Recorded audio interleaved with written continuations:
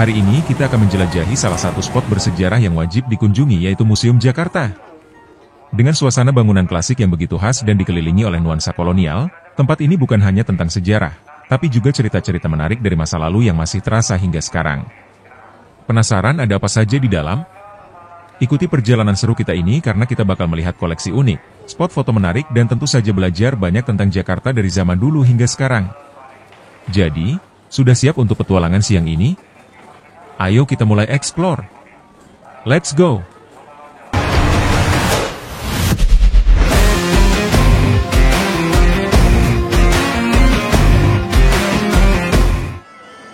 Museum Sejarah Jakarta sedang mengadakan pameran bertajuk e-Furnitur Bertutur dari 14 Oktober hingga 27 Desember 2024. Pameran ini menampilkan berbagai koleksi furnitur bersejarah yang menggambarkan perjalanan sejarah Batavia, Jakarta, dari abad ke-17 hingga ke-20.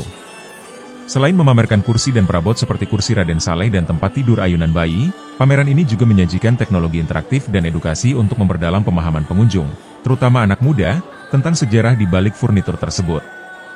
Koleksi yang dipamerkan mencerminkan perpaduan budaya Asia dan Eropa, serta mengangkat cerita kompleks di balik produksi furnitur, seperti keterlibatan pekerja paksa pada masa VOC. Pengalaman pengunjung diperkaya dengan fitur digital dan audio interaktif, membuat perjalanan sejarah ini lebih menarik dan mudah diakses. Jika Anda tertarik untuk mengunjungi, pameran ini berlangsung di Museum Fathahillah, Kota Tua, Jakarta, dan terbuka untuk umum. Selain pameran, ada juga seminar yang menghadirkan kurator dan edukator museum untuk berbagi wawasan seputar sejarah dan budaya furnitur di Indonesia.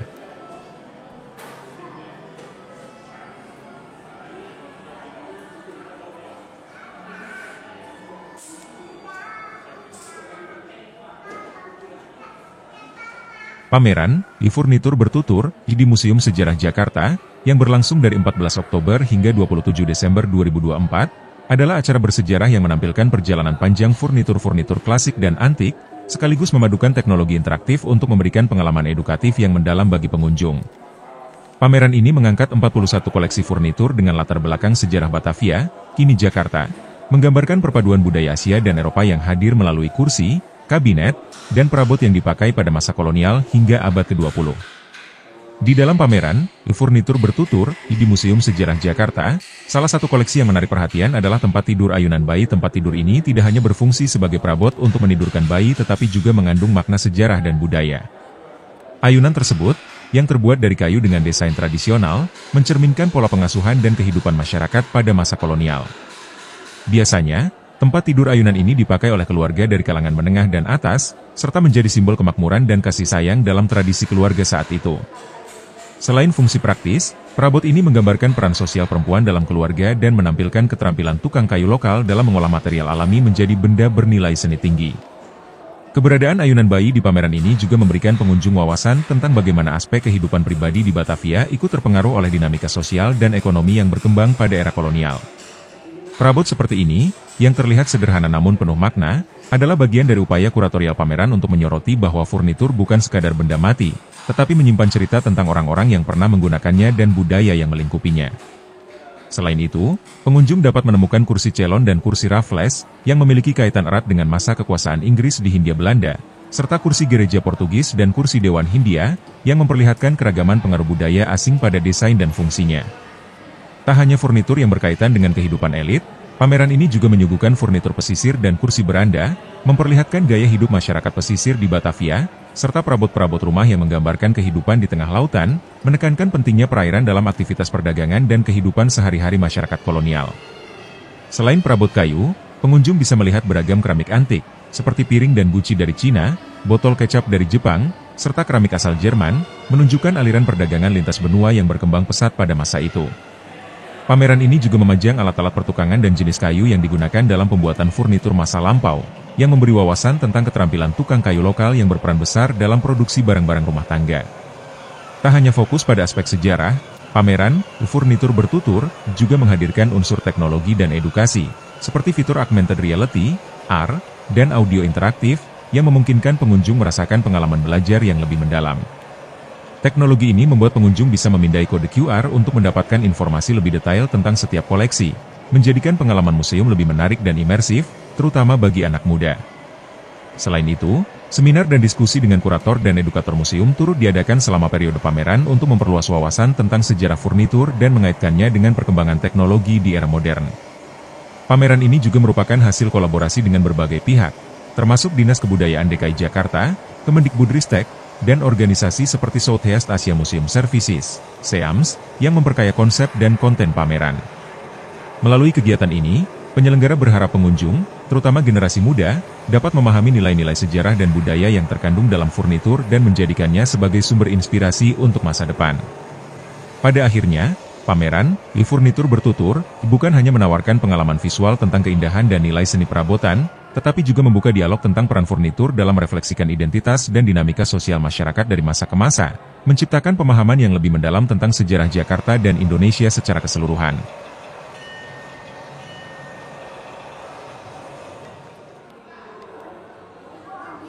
Kursi Celon adalah salah satu koleksi menarik yang dipamerkan dalam pameran di Museum Sejarah Jakarta. Kursi ini berasal dari era kolonial dan mencerminkan pengaruh budaya dari Sri Lanka, dulu dikenal sebagai Celon, yang merupakan bagian dari jalur perdagangan maritim global pada masa itu. Furnitur Celon mencerminkan perpaduan unsur Asia dan Eropa, di mana desainnya menunjukkan detail ukiran kayu khas Asia dengan gaya struktur yang lebih fungsional dan simetris, mengikuti selera kolonial Eropa. Kursi ini biasanya terbuat dari kayu keras seperti jati, yang dikenal karena ketahanannya terhadap cuaca dan usia, serta seringkali dihiasi dengan motif floral atau geometris yang menggambarkan kedekatan masyarakat pesisir dengan alam. Pada masa kolonial, kursi jenis ini digunakan oleh pejabat atau tokoh masyarakat dalam pertemuan resmi, mengingat statusnya yang dianggap mewah dan eksklusif. Dalam kehidupan sehari-hari, kursi seperti ini juga menjadi bagian dari dekorasi rumah-rumah kaya di Batavia dan daerah sekitarnya, memperlihatkan interaksi sosial ekonomi antara kalangan pribumi dan pendatang asing. Pengaruh Celon tidak hanya terlihat dari material dan teknik pembuatan kursi, tetapi juga dari nilai simbolis yang melekat, di mana furnitur semacam ini seringkali dianggap sebagai simbol status, menunjukkan derajat dan kekuasaan pemiliknya. Kursi ini juga memiliki sandaran dan dudukan yang dirancang ergonomis, dengan pegangan melengkung dan ukiran elegan, yang mencerminkan perhatian pada estetika dan kenyamanan sekaligus, dua kualitas yang sangat dihargai dalam furnitur kolonial. Selain menyoroti interaksi budaya, kursi Celon menjadi bukti penting tentang bagaimana perdagangan lintas wilayah di Asia Selatan dan Asia Tenggara mempengaruhi gaya hidup masyarakat setempat.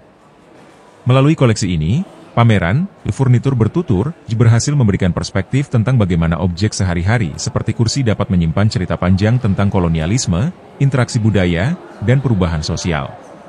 Kehadiran kursi ini di pameran tidak hanya berfungsi sebagai artefak visual, tetapi juga sebagai pintu masuk bagi pengunjung untuk memahami lebih dalam sejarah perdagangan dan pertukaran budaya yang pernah melibatkan Jakarta sebagai salah satu pusatnya.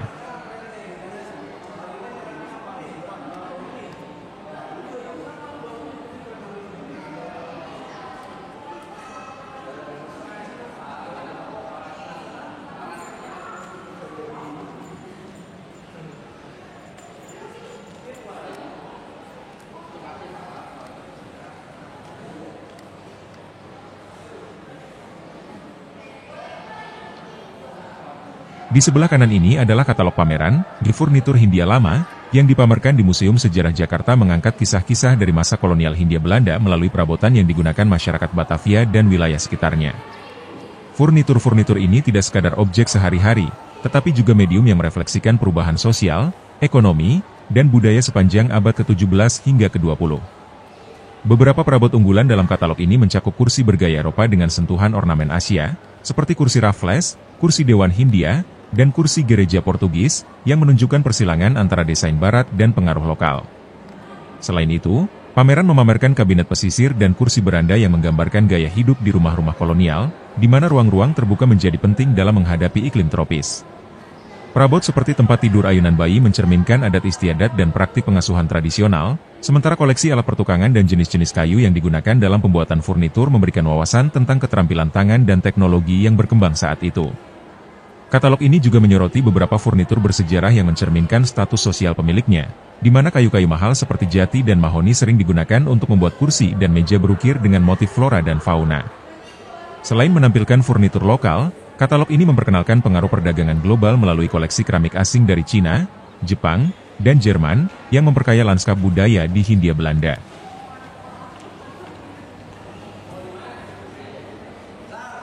Ini adalah sebuah karya dari pameran ini yang disediakan bagi pengunjung untuk membuat stempel maupun sidik jari yang bisa langsung diukir di papan yang sudah disediakan bagi pengunjung.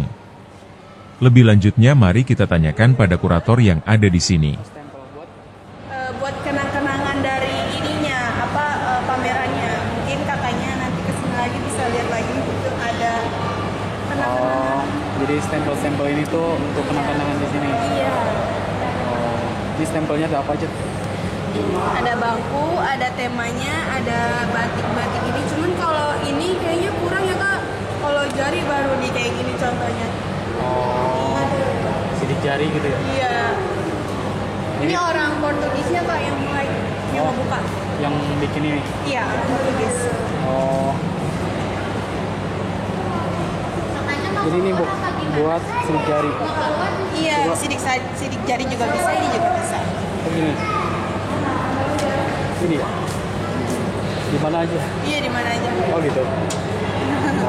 Kurang.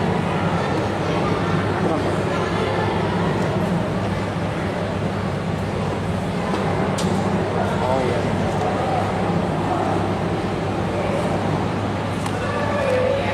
Bagus. Kasih ya. Mengunjungi pameran, furnitur bertutur, di Museum Sejarah Jakarta adalah pengalaman yang tidak hanya memperkaya pengetahuan, tetapi juga membawa pengunjung dalam perjalanan waktu yang menarik melalui berbagai koleksi furnitur bersejarah. Bagi yang belum datang, keindahan pameran ini terletak pada kemampuan furnitur untuk menceritakan kisah-kisah unik dari masyarakat pada masa lalu. Pengunjung akan terpesona dengan detail ukiran kayu dan keindahan desain furnitur yang menunjukkan perpaduan antara pengaruh Eropa dan tradisi lokal. Misalnya, kursi-kursi yang dihiasi dengan motif flora dan fauna memberikan sentuhan artistik yang mendalam dan menjadi simbol interaksi budaya yang kaya. Selain itu, adanya teknologi interaktif, seperti augmented reality, membuat pengunjung dapat merasakan sejarah dengan cara yang lebih hidup dan menarik, sehingga anak-anak muda pun dapat terlibat dan belajar dengan cara yang menyenangkan. Pameran ini juga menyajikan seminar dan diskusi yang dihadiri oleh kurator dan sejarawan, yang memungkinkan pengunjung untuk lebih mendalami konteks sejarah di balik setiap koleksi. Ini menjadi kesempatan langka untuk mendapatkan wawasan dari para ahli tentang bagaimana furnitur dapat mencerminkan perubahan sosial, ekonomi, dan budaya sepanjang waktu. Melalui pameran ini, pengunjung diharapkan tidak hanya melihat furnitur sebagai objek statis, tetapi juga memahami cerita-cerita yang tersembunyi di baliknya. Jangan lewatkan kesempatan untuk menyaksikan keindahan dan kompleksitas sejarah yang ditawarkan oleh pameran ini, serta kesempatan untuk berinteraksi dengan berbagai elemen pendidikan yang dihadirkan. Pameran, furnitur bertutur, merupakan pengalaman yang wajib dikunjungi bagi siapa saja yang ingin memahami lebih dalam tentang warisan budaya Indonesia dan perjalanan sejarahnya yang kaya. Di tengah Museum Sejarah Jakarta terdapat sebuah halaman terbuka yang berfungsi sebagai ruang interaksi dan relaksasi bagi pengunjung. Halaman ini merupakan bagian integral dari desain museum, menciptakan suasana yang harmonis antara arsitektur bangunan dan alam.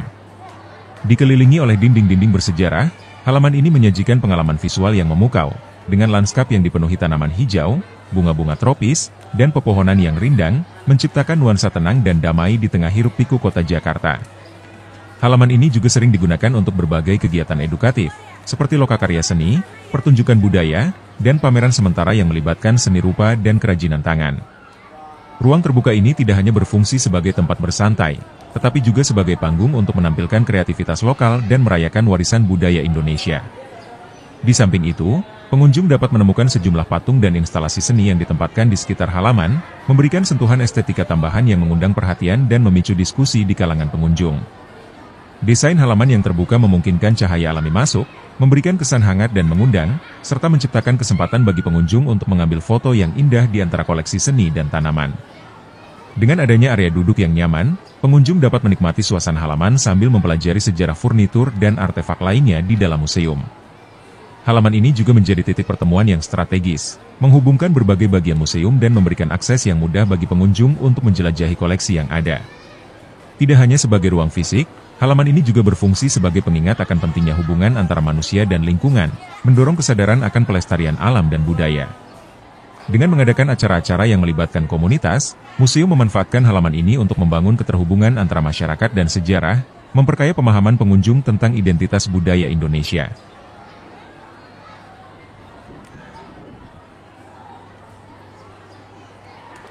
Sekarang kita akan masuk ke ruang Tarumanagara.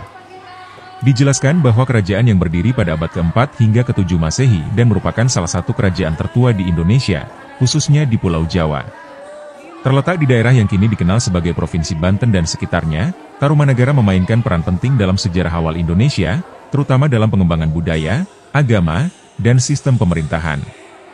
Berdasarkan prasasti yang ditemukan, seperti Prasasti Tugu dan Prasasti Kebon Kopi, Tarumanagara dipimpin oleh raja-raja yang dikenal, seperti Raja Purnawarman, yang terkenal karena kebijakan dan pembangunan infrastrukturnya.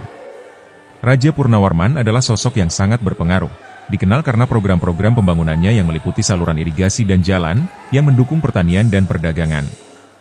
Saluran irigasi yang dibuatnya, disebut Citarum, berfungsi untuk mengairi lahan pertanian dan memastikan ketersediaan air di daerah sekitarnya, yang sangat vital bagi kehidupan masyarakat agraris saat itu. Selain aspek infrastruktur, Tarumanagara juga dikenal sebagai kerajaan yang toleran terhadap berbagai budaya dan agama. Kerajaan ini memiliki hubungan yang erat dengan budaya India, yang terlihat dari pengaruh Hindu dan Buddha yang mulai masuk ke Nusantara pada periode ini. Peninggalan budaya yang kaya mencerminkan interaksi dengan pedagang dari India dan Cina, yang membawa tidak hanya barang dagangan tetapi juga ideologi dan sistem kepercayaan. Teks-teks dalam prasasti Tarumanagara menunjukkan adanya penghormatan terhadap dewa-dewa Hindu, dan beberapa raja juga mengambil gelar yang terinspirasi dari ajaran Hindu. Di samping itu, Tarumanagara juga menjadi pusat penyebaran agama Buddha, dengan beberapa catatan mengenai keberadaan biara dan tempat pemujaan. Masyarakat Tarumanagara umumnya terdiri dari petani, pedagang, dan pengrajin, dan mereka terlibat dalam kegiatan ekonomi yang berkembang pesat berkat lokasi strategis kerajaan yang menghubungkan jalur perdagangan antara Pulau Jawa dan wilayah lain di Asia Tenggara. Selain itu, kehidupan sosial masyarakat yang beragam memungkinkan terjadinya pertukaran budaya yang dinamis, menciptakan identitas unik yang mencerminkan kekayaan sejarah dan budaya di kawasan ini. Meski tidak banyak catatan sejarah yang tersisa tentang Tarumanagara, perannya dalam membangun fondasi bagi kerajaan-kerajaan selanjutnya, seperti Sunda dan Majapahit, sangat signifikan. Masyarakat Tarumanagara ditandai dengan sistem pemerintahan yang terstruktur, dengan raja sebagai pemimpin tertinggi yang memiliki kekuasaan penuh. Batavia Winkle adalah sebuah bagian dari daya tarik kawasan Kota Tua Jakarta, sebuah wilayah yang memancarkan pesona kolonial dan sejarah Jakarta. Secara keseluruhan, Kota Tua atau Old Batavia menyimpan berbagai arsitektur dan warisan dari era kolonial Belanda, termasuk bangunan tua yang kini digunakan sebagai kafe, museum, dan pusat budaya. Batavia Winkle biasanya merujuk pada nuansa atau pengalaman unik yang bisa Anda temukan di Kota Tua, terutama melalui tempat seperti Cafe Batavia.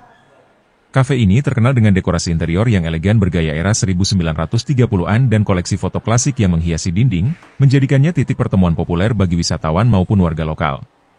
Selain itu, kawasan ini juga menghadirkan beragam aktivitas mulai dari pertunjukan wayang, penampilan artis jalanan, hingga kesempatan untuk menjelajahi museum-museum seperti Museum Sejarah Jakarta dan Museum Wayang di sekitarnya.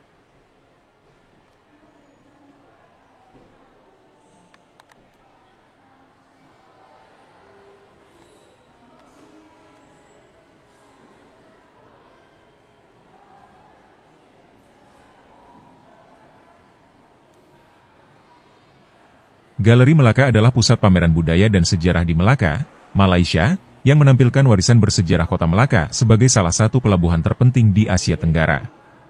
Kota ini, yang diakui sebagai warisan dunia UNESCO, memiliki sejarah panjang yang mencakup masa Kesultanan Melaka pada abad ke-15, kolonialisme Portugis, Belanda, hingga Inggris. Galeri ini memberikan wawasan mendalam tentang perkembangan kota dari era perdagangan rempah-rempah hingga menjadi pusat budaya dan ekonomi di wilayah tersebut.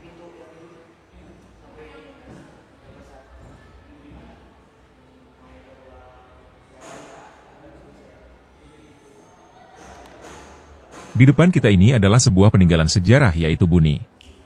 Salah satu situs arkeologi penting yang berlokasi di kawasan Bekasi, Jawa Barat, sekitar perbatasan dengan Jakarta. Situs ini memiliki nilai sejarah tinggi karena menunjukkan jejak peradaban di wilayah tersebut sejak zaman prasejarah hingga awal Masehi. Ditemukan pada awal abad ke-20, situs Buni dikenal melalui penemuan berbagai artefak, seperti gerabah, perhiasan, tembikar, dan manik-manik, yang menunjukkan bahwa masyarakat pada masa itu memiliki keterampilan seni dan kerajinan yang maju.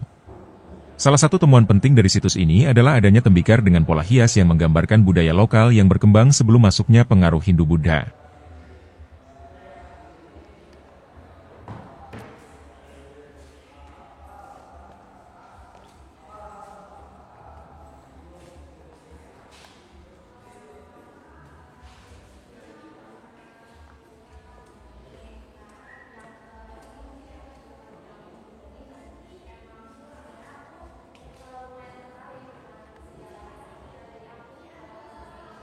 Pembuatan alat batu merupakan salah satu inovasi penting dalam sejarah manusia, dimulai pada zaman Paleolitikum sekitar 2,5 juta tahun yang lalu.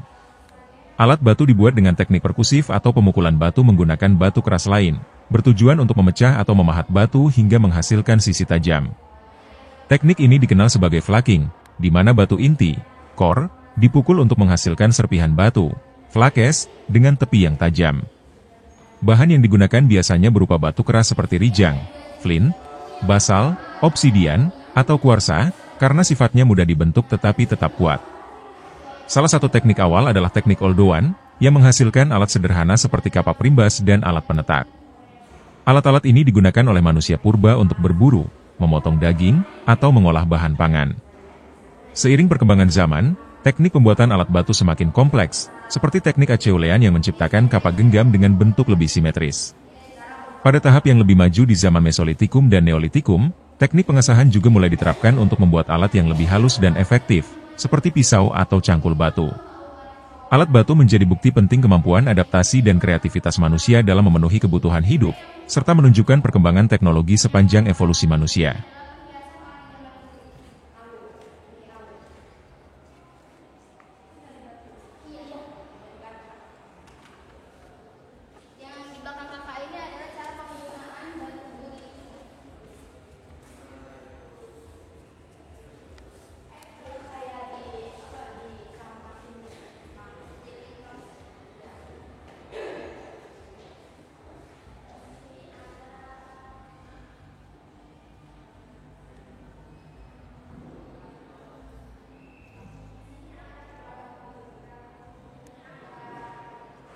Sekarang kita akan melihat peninggalan sejarah yaitu Prasasti Tugu. Salah satu peninggalan tertua dari Kerajaan Tarumanagara, yang memberikan informasi penting tentang kehidupan masyarakat dan pemerintahan pada masa Raja Purnawarman.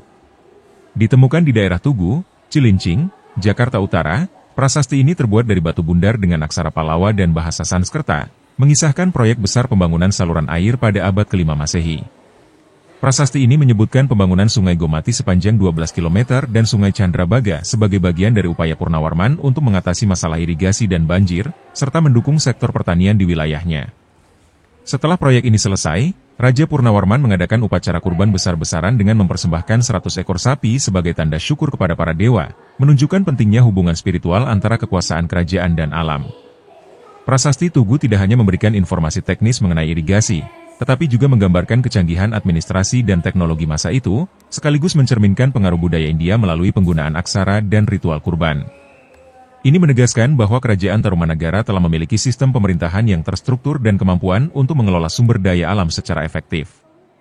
Lokasi penemuan prasasti di wilayah pesisir menunjukkan pula bahwa Tarumanagara memiliki akses perdagangan dan kontak dengan bangsa lain, seperti India dan Cina, yang berperan penting dalam pertumbuhan ekonomi kerajaan. Selain itu, prasasti ini menjadi bukti keberadaan awal peradaban Hindu di Nusantara dan hubungan erat antara kekuasaan raja dengan kepercayaan masyarakatnya. Prasasti Tugu kini menjadi salah satu sumber utama dalam mempelajari sejarah awal Indonesia dan memperlihatkan bahwa persoalan seperti irigasi dan pengelolaan air sudah menjadi perhatian serius sejak ribuan tahun lalu. Artefak ini tidak hanya berperan sebagai catatan sejarah, tetapi juga mencerminkan identitas dan kemajuan Tarumanagara dalam mengelola lingkungan dan pemerintahan di masa lampau.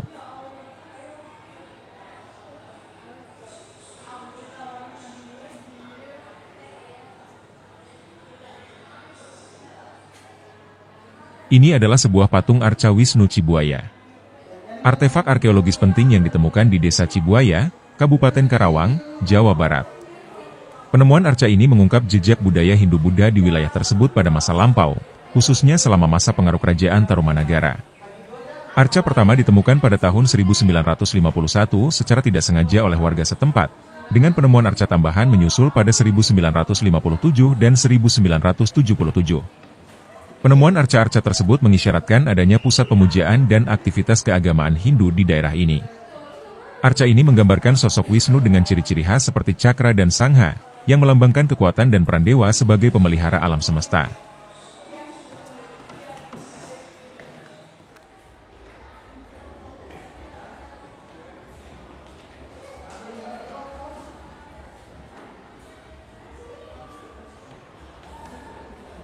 Di sini kalian bisa lihat ada sebuah tangga untuk naik ke atas.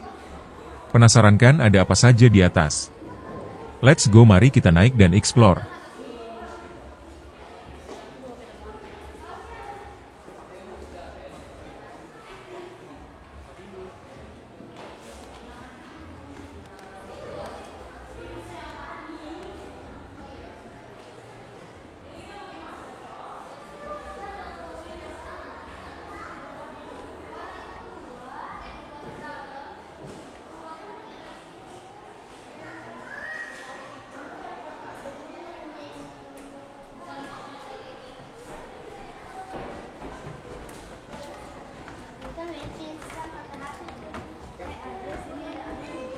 Sekarang kita sudah hampir sampai.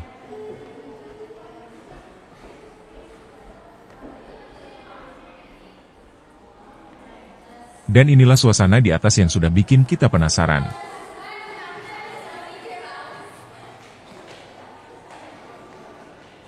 Di lantai 2 Museum Sejarah Jakarta, pengunjung akan menemukan beragam miniatur dan lukisan yang menggambarkan sejarah dan budaya Jakarta.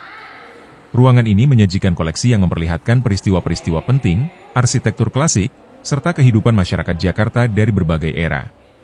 Miniatur yang dipamerkan seringkali merupakan replika bangunan ikonik, seperti Benteng Batavia dan bangunan bersejarah lainnya, yang memberikan gambaran tentang perkembangan kota dari masa ke masa. Selain itu, terdapat juga lukisan-lukisan yang menggambarkan kehidupan sehari-hari, pemandangan kota, serta kegiatan masyarakat di zaman kolonial. Miniatur kursi memiliki sejarah yang menarik, yang mencerminkan perkembangan desain dan fungsi kursi dari zaman kuno hingga modern. Asal-usul kursi dapat ditelusuri kembali ke peradaban awal, di mana kursi pertama kali digunakan sebagai simbol status dan kekuasaan. Di Mesir kuno, kursi sering terbuat dari bahan-bahan mahal seperti kayu eboni dan gading, serta dihias dengan emas dan kulit binatang. Kursi tersebut memiliki desain yang rumit dan tinggi yang mencerminkan kekayaan pemiliknya.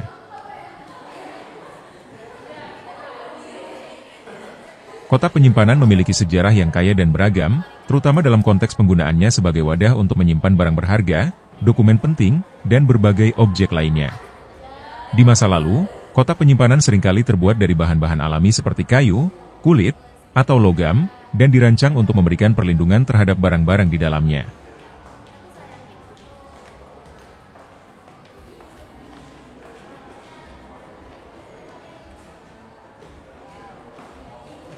Wadah timbangan beras adalah alat tradisional yang sangat penting dalam konteks budaya dan ekonomi masyarakat Indonesia, terutama dalam kegiatan pertanian dan perdagangan. Sejarah wadah ini dapat ditelusuri kembali ke zaman kuno, di mana alat timbang digunakan oleh peradaban awal untuk mengukur berat barang. Satu bentuk yang umum digunakan adalah gantung, yang berfungsi dengan prinsip keseimbangan, di mana beban yang akan diukur diletakkan pada satu sisi dan berat standar di sisi lainnya. Masyarakat di berbagai daerah, termasuk di Indonesia, mengembangkan metode pengukuran yang sesuai dengan kebutuhan mereka.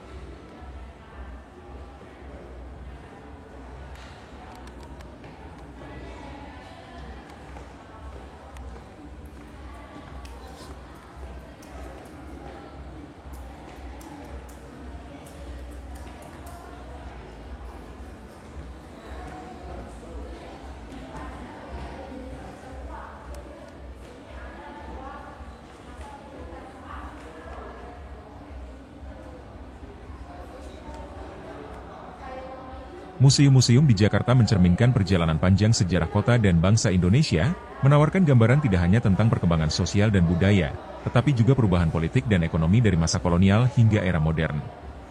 Sejak masa pendudukan Belanda, Jakarta, yang dulu dikenal sebagai Batavia, menjadi pusat penting perdagangan dan pemerintahan di wilayah Hindia Belanda, di mana gedung-gedung bersejarah yang kini menjadi museum awalnya dibangun sebagai pusat administrasi atau tempat tinggal pejabat tinggi.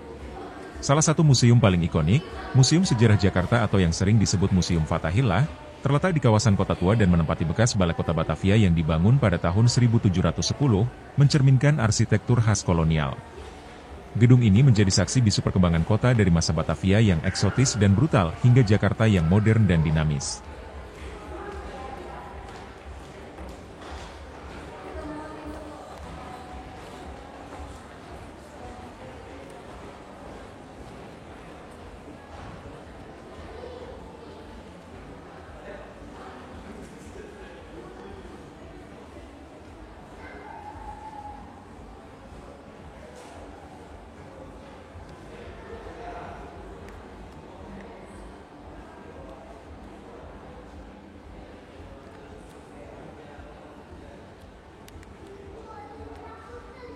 Setelah kemerdekaan Indonesia diproklamirkan pada 17 Agustus 1945, salah satu tantangan terbesar yang dihadapi bangsa muda ini adalah menciptakan sistem keuangan dan mata uang nasional yang dapat menggantikan instrumen-instrumen ekonomi kolonial yang sebelumnya didominasi oleh mata uang Hindia Belanda, gulden, dan uang pendudukan Jepang yang beredar luas selama Perang Dunia Kedua. Di tengah gejolak politik dan ekonomi pasca perang, Republik Indonesia dengan segera menyadari bahwa mata uang bukan sekadar alat transaksi, tetapi juga simbol kedaulatan dan legitimasi negara. Langkah awal menuju penerbitan mata uang nasional menghadapi banyak hambatan, termasuk blokade ekonomi Belanda yang berupaya menekan pemerintahan baru serta kekacauan moneter karena beredarnya berbagai mata uang asing di wilayah Indonesia, seperti gulden Belanda, yen Jepang, dan dolar sekutu. Pada tahun 1946, pemerintah Republik Indonesia akhirnya mengeluarkan Oang Republik Indonesia, ORI, yang mulai berlaku pada 30 Oktober 1946, menggantikan uang pendudukan Jepang dan gulden di wilayah yang masih dikuasai Republik. ORI menjadi simbol kebanggaan nasional meskipun nilainya tergerus oleh hiperinflasi akibat kekacauan ekonomi dan tekanan dari berbagai pihak, termasuk serangan militer Belanda yang ingin merebut kembali kendali atas Nusantara melalui agresi militer. Selama masa revolusi, pemerintah Republik juga harus bersiasat dengan menerbitkan berbagai mata uang lokal untuk menjaga stabilitas transaksi di daerah-daerah yang berbeda, seperti uang Republik Indonesia Daerah, URID, karena tidak semua wilayah dapat segera dijangkau dengan distribusi ORI. Setelah pengakuan kedaulatan pada 27 Desember 1949, Indonesia memasuki masa transisi ekonomi yang lebih stabil dengan mulai menggunakan rupiah sebagai mata uang nasional secara lebih luas, menggantikan ORI dan mata uang lainnya secara bertahap. Bank Indonesia, yang sebelumnya merupakan Dejavasche Bank dan dinasionalisasi pada tahun 1953, mengambil peran sebagai bank sentral untuk mengatur kebijakan moneter dan menjaga kestabilan nilai rupiah di tengah dinamika ekonomi global. Perjalanan rupiah sejak saat itu tidak selalu mulus, dengan berbagai tantangan ekonomi yang muncul, seperti inflasi tinggi pada 1960-an akibat kebijakan ekonomi terpimpin di bawah Presiden Soekarno dan pergantian rezim politik menuju Orde Baru pada 1965 hingga 1966, yang disertai dengan sunering atau pemotongan nilai nominal rupiah guna mengendalikan hiperinflasi yang mencapai puncaknya. Di era Orde Baru, pemerintah di bawah Presiden Soeharto berusaha menjaga kestabilan rupiah dengan mengadopsi kebijakan ekonomi terbuka dan fokus pada pembangunan ekonomi nasional. Pada saat itu, rupiah mengalami stabilisasi nilai terhadap dolar AS, dan pemerintah mengandalkan hutang luar negeri serta investasi asing untuk mendorong pertumbuhan ekonomi, meskipun kebijakan ini menciptakan ketergantungan pada ekonomi global. Namun, krisis moneter Asia pada 1997 hingga 1998 menjadi salah satu pukulan terbesar bagi rupiah, yang terdepresiasi secara drastis dari sekitar Rp2.000 per dolar AS menjadi lebih dari Rp15.000 per dolar AS, memicu krisis ekonomi dan politik yang berujung pada lengsernya Presiden Soeharto setelah lebih dari 30 tahun berkuasa. Pasca reformasi, pemerintah dan Bank Indonesia bekerja keras untuk memulihkan kepercayaan terhadap rupiah melalui reformasi kebijakan moneter dan penguatan sektor perbankan. Stabilitas rupiah terus menjadi perhatian hingga kini, terutama di tengah tantangan global seperti fluktuasi harga minyak, perang dagang, dan pandemi COVID-19 yang kembali mengguncang ekonomi Indonesia. Rupiah telah menjadi simbol ketahanan bangsa, mengalami berbagai fase naik turun nilai dan reformasi kebijakan moneter, termasuk redenominasi yang pernah direncanakan namun masih belum terrealisasi hingga sekarang. Meski terus menghadapi tantangan, rupiah tetap menjadi lambang kedaulatan dan identitas nasional, mengingatkan masyarakat Indonesia bahwa setiap lembar uang bukan hanya alat tukar, tetapi juga menyimpan cerita panjang tentang perjuangan, krisis, dan harapan bangsa sejak kemerdekaan hingga hari ini.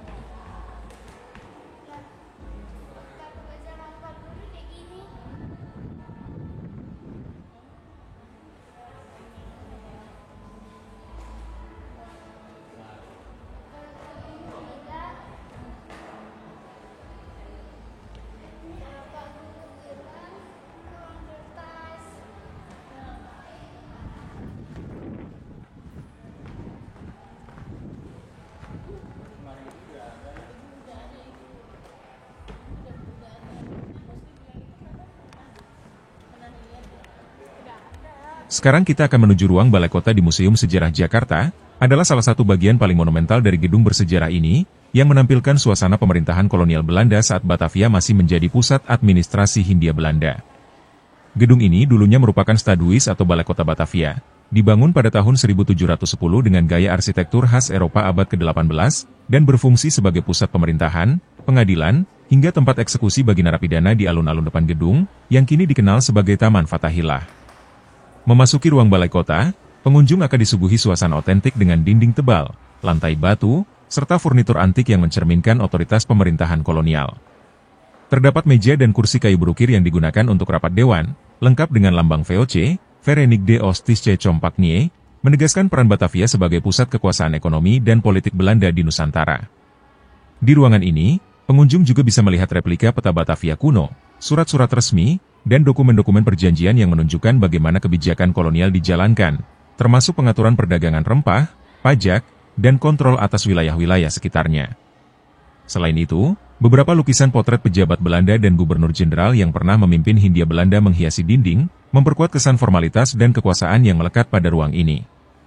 Atmosfer ruang balai kota juga membawa bayangan tentang sisi kelam kolonialisme, karena gedung ini menjadi saksi keputusan-keputusan besar yang berdampak luas, termasuk pengadilan terhadap pemberontak dan penentang kolonial, seperti kasus eksekusi Pangeran Diponegoro setelah Perang Jawa. Disinilah sejarah terasa begitu hidup, tak hanya melalui artefak dan dokumen, tetapi juga melalui narasi tentang bagaimana kebijakan yang ditetapkan di dalam ruang ini mempengaruhi kehidupan masyarakat lokal, membentuk relasi antara penguasa dan rakyat yang berlangsung selama lebih dari 2 abad. Kini, melalui penataan museum yang apik, ruang balai kota tidak hanya berfungsi sebagai rekonstruksi sejarah kolonial, tetapi juga sebagai tempat pembelajaran bagi masyarakat tentang perkembangan birokrasi dan pemerintahan di Indonesia, dari masa penjajahan hingga era modern. Pengunjung dapat merasakan bagaimana jejak kolonialisme masih bergaung dalam struktur sosial dan politik saat ini, sekaligus memahami dinamika peralihan kekuasaan dari Batavia menuju Jakarta sebagai ibu kota negara merdeka. Ruang ini juga menjadi bagian penting dari program edukasi museum, di mana pemandu seringkali menjelaskan kepada pengunjung muda tentang nilai-nilai sejarah dan pentingnya mengenal masa lalu untuk membangun masa depan. Dengan keberadaan ruang balai kota di Museum Sejarah Jakarta, pengunjung seakan diajak masuk ke lorong waktu, menyaksikan bagaimana keputusan-keputusan penting dibuat dan diperdebatkan, meninggalkan jejak yang tak terhapuskan pada kota Jakarta dan bangsa Indonesia secara keseluruhan.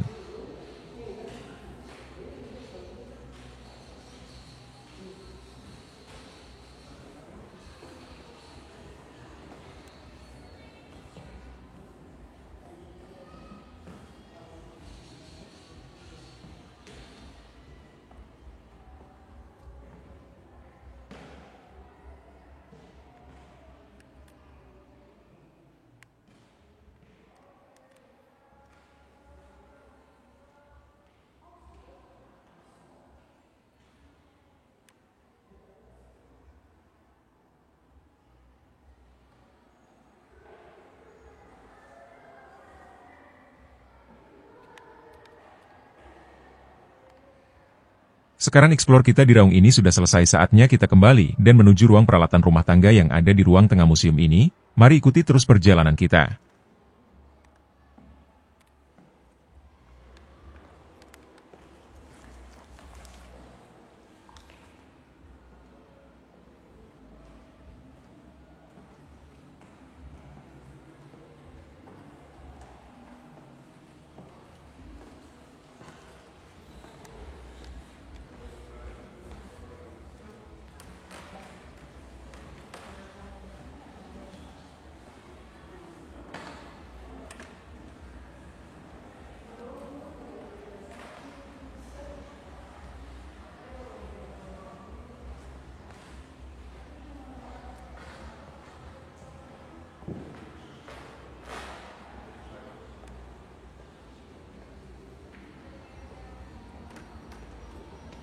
Sedikit lagi kita akan sampai di ruangan yang kita tuju.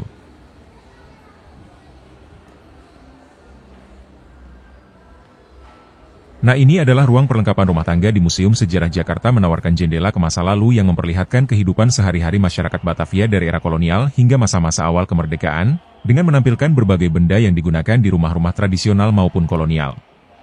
Ruangan ini dipenuhi dengan koleksi perabot dan alat rumah tangga yang mencerminkan perpaduan budaya lokal, Eropa, Tiongkok, dan Arab, sebuah gambaran otentik tentang akulturasi yang terjadi di Batavia sebagai kota pelabuhan kosmopolitan.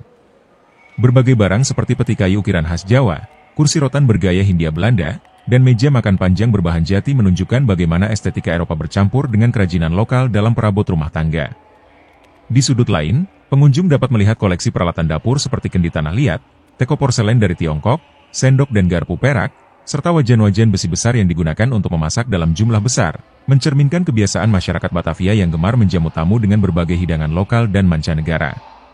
Peralatan lampu minyak, lentera kuningan, dan kipas tangan berornamen, yang juga dipajang di ruangan ini, menunjukkan bagaimana teknologi penerangan dan kenyamanan di rumah-rumah Batavia berkembang sebelum listrik masuk ke kota.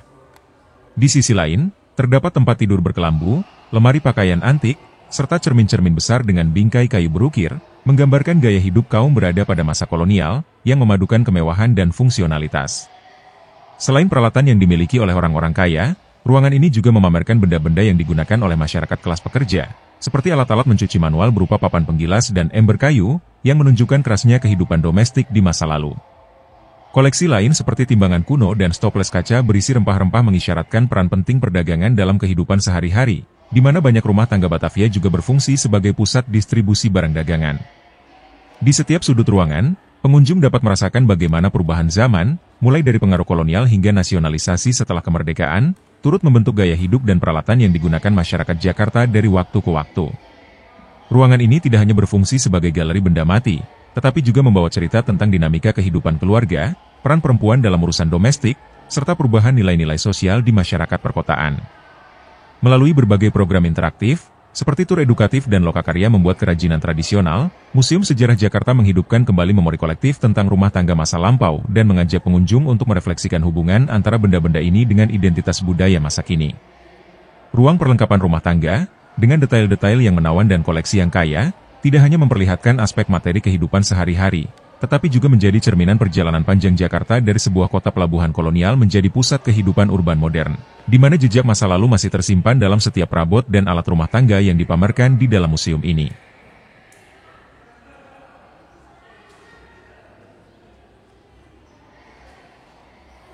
Ruang Kampung Omelanden di Museum Sejarah Jakarta menghadirkan nuansa kehidupan di kawasan pinggiran Batavia pada masa kolonial, di mana kampung-kampung tradisional berkembang pesat di sekitar pusat kota yang kini dikenal sebagai kota tua. Omelanden, istilah Belanda untuk daerah sekeliling kota, merujuk pada wilayah penyangga Batavia yang dihuni oleh masyarakat pribumi, pendatang dari Nusantara, dan etnis Tionghoa, Arab, serta India yang bermukim di pinggiran kota untuk bekerja sebagai buruh, pedagang, petani, dan pengrajin. Ruangan ini menampilkan replika suasana kampung yang sederhana namun dinamis, dengan berbagai artefak seperti peralatan bertani, alat penangkap ikan, dan barang-barang kerajinan yang digunakan dalam kehidupan sehari-hari, mencerminkan mata pencaharian utama masyarakat di sekitar Batavia. Pada salah satu sudut ruangan, terdapat model rumah tradisional beratap rumbia dan berdinding bambu, yang menunjukkan betapa kontrasnya kehidupan kampung dengan gedung-gedung megah kolonial di pusat kota. Koleksi perabot rumah tangga seperti tikar pandan, kendi air, dan lampu minyak, menggambarkan kesederhanaan gaya hidup masyarakat Omelanden, sementara alat-alat seperti cangkul, parang, dan jalan nelayan menekankan peran penting sektor agraris dan perikanan dalam menopang ekonomi kota. Selain itu, beberapa benda seperti gerabah, kain batik, dan perhiasan sederhana menunjukkan keterampilan tangan masyarakat kampung yang juga memasok kebutuhan harian Batavia, baik melalui pasar tradisional maupun perdagangan langsung dengan penduduk kota.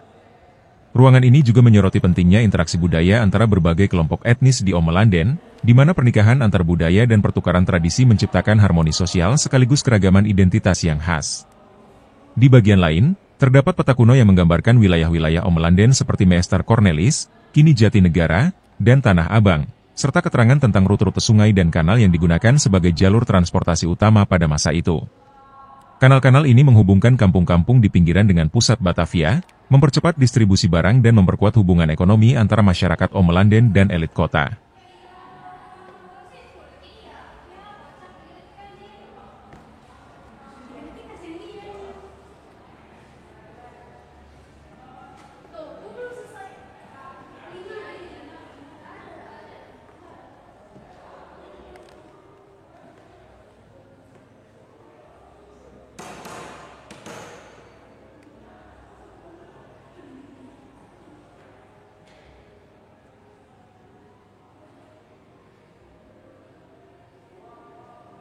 Ruang Kampung Omelanden di Museum Sejarah Jakarta menghadirkan nuansa kehidupan di kawasan pinggiran Batavia pada masa kolonial, di mana kampung-kampung tradisional berkembang pesat di sekitar pusat kota yang kini dikenal sebagai kota tua.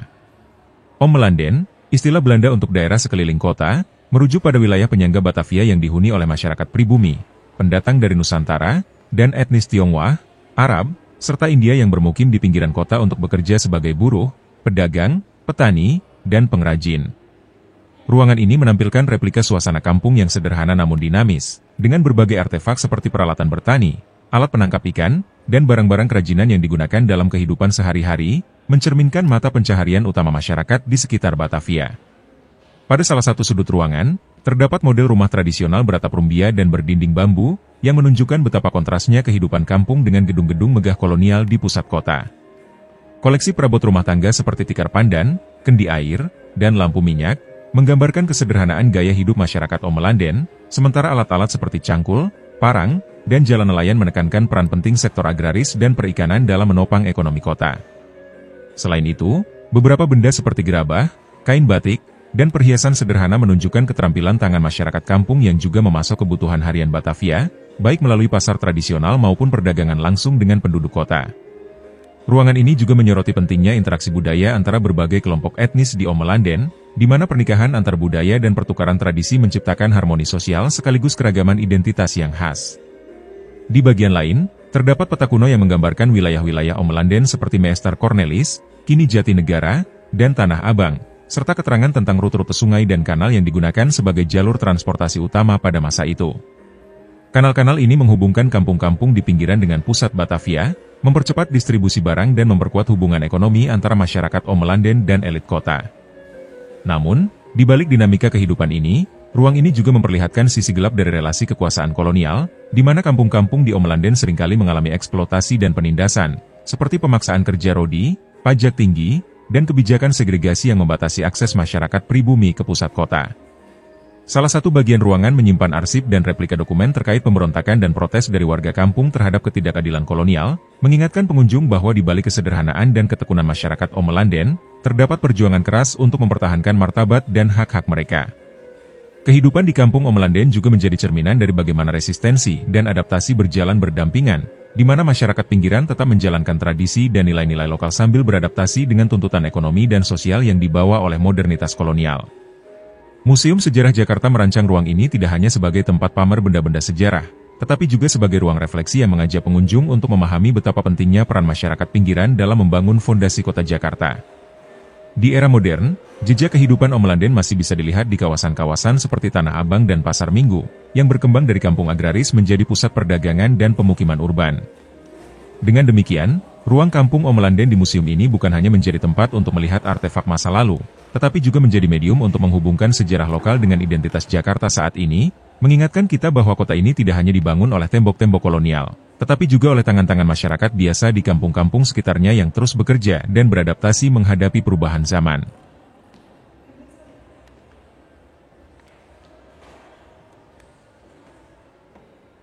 Ruang perhiasan pengantin di Museum Sejarah Jakarta menampilkan koleksi perhiasan tradisional yang menggambarkan kemegahan dan makna simbolis dalam upacara pernikahan di berbagai etnis dan budaya yang berkembang di Batavia dan sekitarnya sejak masa kolonial hingga era modern. Di ruangan ini, pengunjung dapat melihat betapa beragamnya perhiasan yang digunakan dalam prosesi pernikahan, seperti mahkota, kalung, gelang, anting, dan bros yang terbuat dari emas, perak, hingga batu permata, masing-masing merepresentasikan status sosial, tradisi, dan harapan bagi mempelai yang mengenakannya. Salah satu koleksi utama adalah mahkota pengantin khas Betawi, yang disebut dengan siangko, terbuat dari emas atau kuningan dan dihiasi dengan ornamen bunga melati, melambangkan kesucian dan ketulusan dalam pernikahan. Selain itu, terdapat koleksi perhiasan dari etnis Jawa seperti kalung susun 3 yang disebut cunduk mentul, serta gelang dan anting yang seringkali dipakai mempelai wanita dalam upacara adat Jawa sebagai lambang kehormatan dan keanggunan.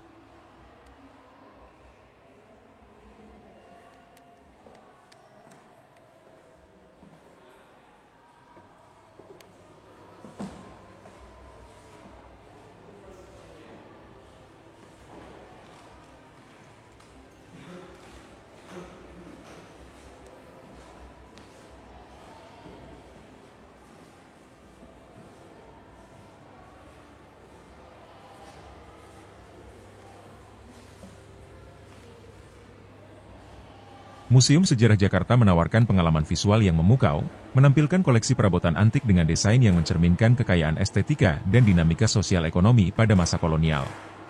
Mebel yang dipamerkan di ruangan ini bukan sekadar benda mati, melainkan jejak konkret dari perubahan gaya hidup dan status sosial masyarakat Batavia pada era tersebut, di mana pengaruh Eropa, khususnya gaya rococo dan barokwe, berbaur dengan elemen lokal.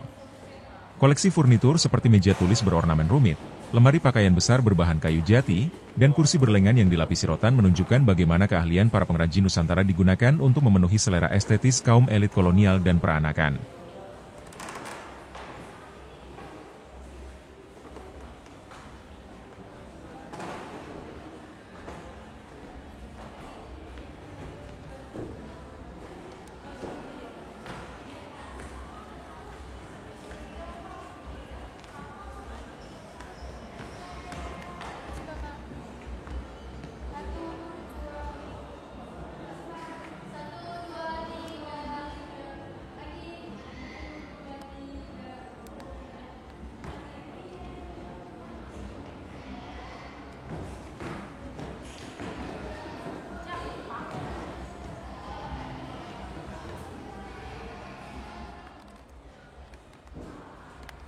Dalam Museum Sejarah Jakarta, narasi mengenai Melaka dan Batavia menyoroti hubungan historis yang kompleks antara kedua kota pelabuhan yang menjadi saksi bisu dari dinamika perdagangan, kolonialisasi, dan interaksi budaya di Asia Tenggara.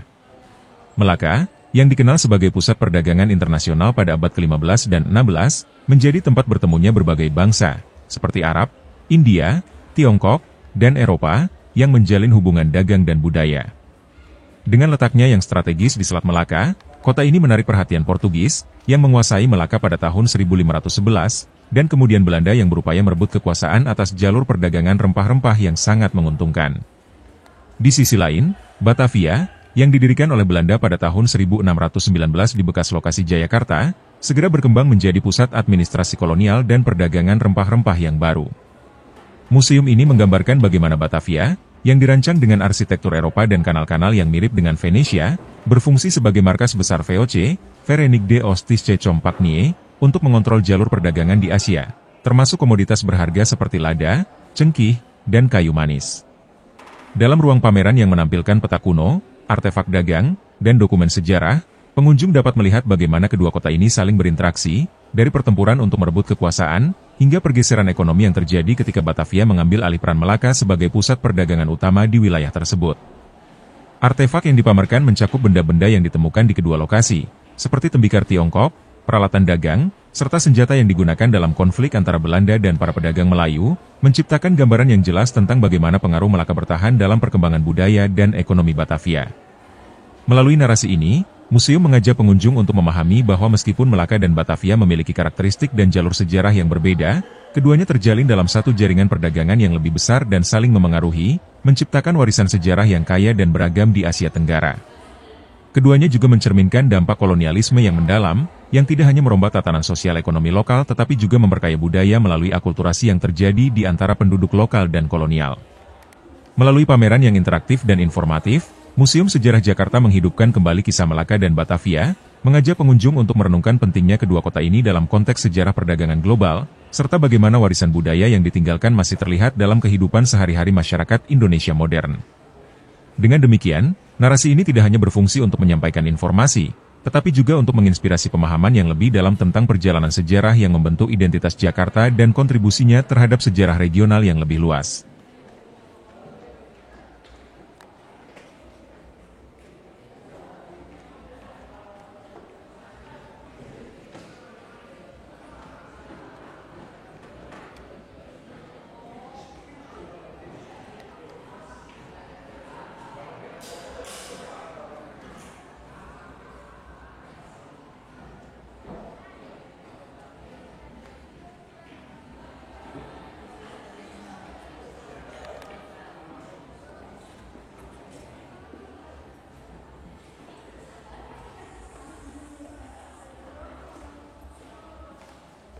Tombak dan lukisan yang dipamerkan di Museum Sejarah Jakarta merupakan bagian penting dari koleksi yang menggambarkan kekayaan budaya dan sejarah seni di Indonesia, mencerminkan perjalanan panjang peradaban bangsa ini dari zaman prasejarah hingga era modern. Tombak, yang merupakan salah satu senjata tradisional, bukan hanya digunakan untuk berburu atau berperang, tetapi juga memiliki nilai simbolis dan spiritual yang mendalam dalam berbagai budaya lokal, termasuk sebagai alat untuk mengekspresikan status sosial pemiliknya. Dalam museum ini, pengunjung dapat melihat beragam bentuk dan desain tombak, dari yang sederhana hingga yang sangat rumit, lengkap dengan ukiran yang mencerminkan kearifan lokal dan keahlian pengrajin. Setiap tombak bercerita tentang asal-usulnya, baik sebagai alat pertahanan diri maupun sebagai bagian dari upacara adat yang merayakan kelahiran, perkawinan, atau kematian. Di samping koleksi tombak, lukisan-lukisan yang menghiasi dinding museum memberikan gambaran visual yang kaya tentang sejarah Jakarta, mulai dari pemandangan kota Batavia pada masa kolonial yang dipenuhi gedung megah dan aktivitas perdagangan di pelabuhan, hingga kehidupan masyarakat yang beragam. Karya seni ini seringkali menggambarkan momen-momen penting dalam sejarah, seperti pertemuan antar budaya, perayaan, atau peristiwa-peristiwa sosial yang mencerminkan dinamika kehidupan sehari-hari di ibu kota. Melalui teknik dan gaya yang berbeda, para seniman, baik lokal maupun asing, menciptakan visualisasi yang tidak hanya mengesankan secara estetik, tetapi juga syarat makna, menampilkan bagaimana Jakarta tumbuh dan beradaptasi dengan pengaruh dari luar. Lukisan-lukisan tersebut seringkali menjadi dokumen visual yang penting, memberikan konteks historis bagi pengunjung yang ingin memahami bagaimana perubahan sosial, politik, dan ekonomi mempengaruhi wajah kota ini. Dengan mengamati tombak dan lukisan-lukisan tersebut, pengunjung diajak untuk merenungkan hubungan antara seni, kekuatan, dan identitas budaya yang saling terkait dalam perjalanan sejarah bangsa. Dalam program-program edukatif yang diselenggarakan oleh museum, pengunjung dapat belajar lebih dalam tentang teknik pembuatan tombak, simbolisme di balik setiap desain, serta peran seni lukis dalam mendokumentasikan dan mengkomunikasikan sejarah masyarakat Jakarta. Ruang yang menampilkan koleksi ini menjadi titik pertemuan antara masa lalu dan masa kini, di mana artefak yang tampaknya sederhana, seperti tombak, dapat membuka wawasan tentang nilai-nilai, tradisi, dan kebangkitan budaya yang ada di tengah kemajuan zaman.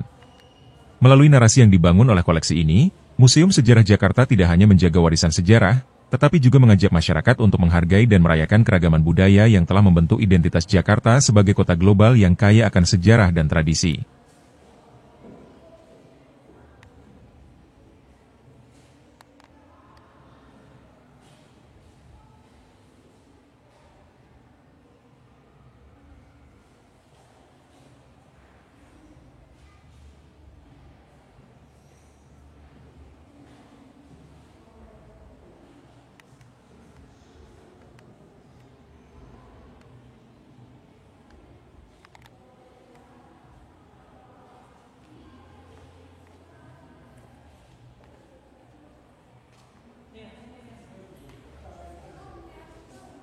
Miniatur kapal VOC yang dipajang di Museum Sejarah Jakarta adalah salah satu koleksi paling menarik yang menggambarkan kejayaan dan kekuatan maritim perusahaan Hindia Timur Belanda, Verenigde de Oost-Indische Compagnie, pada abad ke-17 hingga awal abad ke-18, saat Batavia menjadi pusat perdagangan global.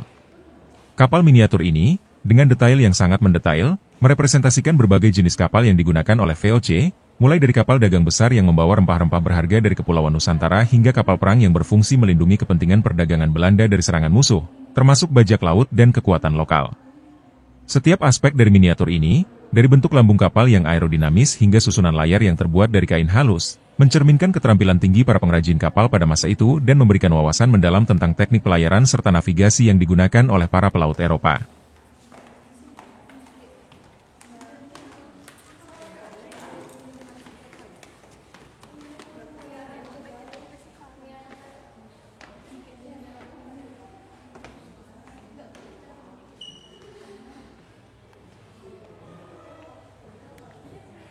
Pedang dan meriam Cirebon yang dipajang di Museum Sejarah Jakarta merupakan dua artefak bersejarah yang tidak hanya menggambarkan kekuatan militer, tetapi juga menyimpan kisah tentang kebudayaan, perdagangan, dan perjuangan politik di Pulau Jawa, khususnya di daerah Cirebon yang strategis.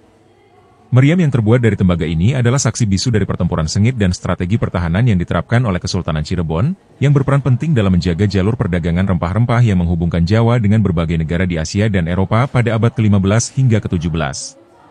Desain meriam tersebut menunjukkan pengaruh teknologi barat yang menyebar melalui interaksi perdagangan, di mana Cirebon, sebagai salah satu pelabuhan utama, menjadi titik pertemuan berbagai budaya dan teknik pembuatan senjata.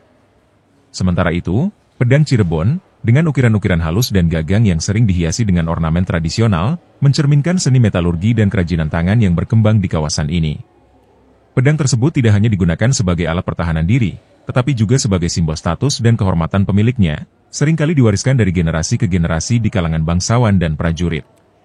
Pada masa kejayaannya, Kesultanan Cirebon mengandalkan kombinasi kekuatan diplomasi dan militernya untuk bertahan dari tekanan kekuatan asing, termasuk VOC yang berusaha menguasai jalur perdagangan rempah-rempah.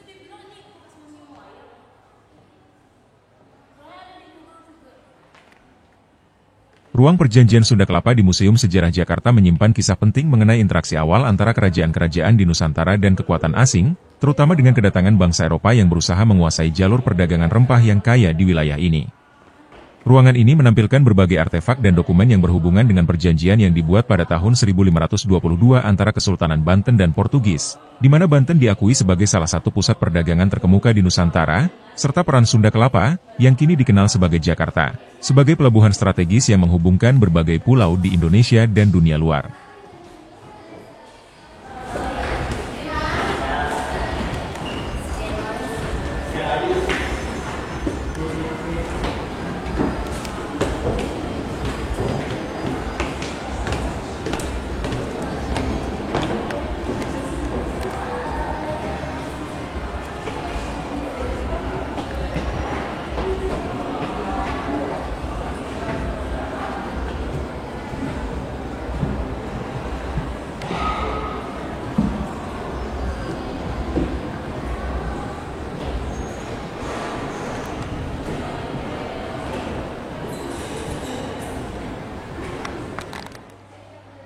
Ruang lini masa di Museum Sejarah Jakarta menyajikan perjalanan sejarah Indonesia secara kronologis, menawarkan pengunjung kesempatan untuk menyelami transformasi bangsa dari zaman prasejarah hingga era modern dengan cara yang interaktif dan mendidik. Dinding-dinding ruang ini dipenuhi dengan panel-panel informatif yang menggambarkan momen-momen penting, peristiwa bersejarah, dan tokoh-tokoh kunci yang telah membentuk nasib bangsa, mulai dari kebudayaan awal seperti perkembangan masyarakat agraris dan maritim, hingga kedatangan bangsa asing yang membawa pengaruh kolonial.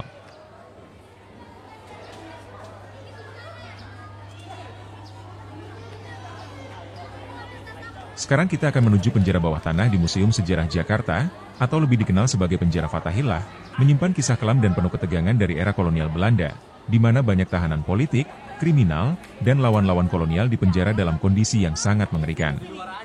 Ruang penjara ini terletak di bawah gedung museum, menggambarkan atmosfer suram dengan dinding batu tebal dan lorong-lorong sempit yang berkelok-kelok, menambah kesan mencekam dari tempat ini. Pengunjung yang memasuki area ini akan disambut oleh suasana dingin dan lembab, menciptakan nuansa yang selaras dengan kisah-kisah sedih para tahanan yang pernah merasakan kejamnya sistem peradilan kolonial. Di dalam penjara ini, terdapat sel-sel kecil yang hanya bisa menampung 1 atau 2 orang, dilengkapi dengan jeruji besi dan lantai kasar yang membuatnya sangat tidak nyaman, menggambarkan betapa sulitnya kehidupan di balik penjara. Selain itu, dinding-dinding sel dipenuhi dengan coretan-coretan, yang merupakan bentuk ungkapan jiwa terperangkap dan harapan yang hampir sirna, menunjukkan perjuangan mental para tahanan yang ditahan tanpa proses pengadilan yang adil. Ruang ini tidak hanya menampakkan aspek fisik dari penjara, tetapi juga menjadi saksi bisu atas pelanggaran hak asasi manusia, di mana banyak tahanan mengalami penyiksaan, pengabaian, dan perlakuan tidak manusiawi sebagai bagian dari upaya pemerintah kolonial untuk mempertahankan kontrol dan kekuasaan. Sebagian besar dari mereka adalah pejuang kemerdekaan dan aktivis yang berani melawan penindasan, seperti yang terlihat pada dokumen dan foto yang dipajang di dinding, memperlihatkan wajah-wajah yang penuh harapan, keberanian, dan rasa sakit. Penjara ini juga menjadi tempat yang kerap kali digunakan untuk mengeksekusi tahanan, dan pengunjung bisa merasakan ketegangan saat melintasi ruang eksekusi yang dikelilingi oleh legenda dan kisah nyata tentang keberanian individu yang berjuang demi kebebasan. Melalui tur yang dipandu, pengunjung akan diperkenalkan pada sejarah panjang penjara ini, dari awal pembangunannya pada abad ke-18 sebagai bagian dari kompleks pemerintahan Belanda, hingga transformasinya menjadi tempat penyimpanan orang-orang yang dianggap berbahaya oleh kolonial, menciptakan rasa empati yang mendalam terhadap para korban yang pernah terkurung di tempat ini. Penjara bawah tanah di Museum Sejarah Jakarta bukan hanya sekadar ruang gelap yang menyimpan barang-barang bersejarah, tetapi juga menjadi ruang refleksi tentang perjuangan melawan penindasan, pengorbanan untuk kebebasan, dan pentingnya menghargai hak asasi manusia di era modern ini. Dengan mempersembahkan pengalaman interaktif dan edukatif, museum berusaha untuk mengingatkan pengunjung tentang betapa berharganya kebebasan, sekaligus menjadikan ruang penjara ini sebagai pengingat sejarah yang penting untuk dipahami dan diceritakan kembali, agar kisah-kisah para pahlawan dan perjuangan mereka tidak terlupakan dalam ingatan kolektif bangsa.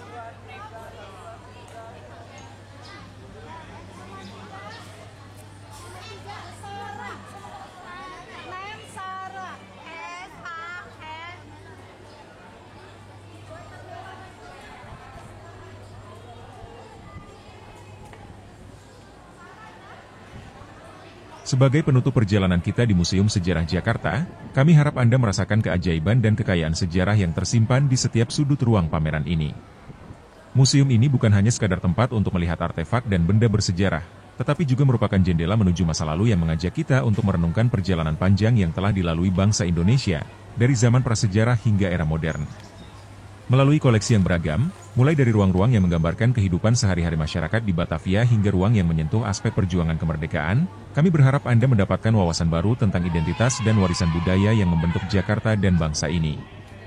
Jangan lupa untuk berbagi pengalaman Anda di kolom komentar dan berlangganan channel kami agar tidak ketinggalan informasi menarik dan konten edukatif lainnya tentang sejarah dan budaya Indonesia. Mari kita terus menjaga dan merayakan warisan yang kaya ini, agar generasi mendatang juga dapat mengenal dan menghargai sejarah yang telah mengukir perjalanan kita. Sampai jumpa di video berikutnya, dan terima kasih telah bersama kami dalam menjelajahi kisah-kisah yang menginspirasi di Museum Sejarah Jakarta.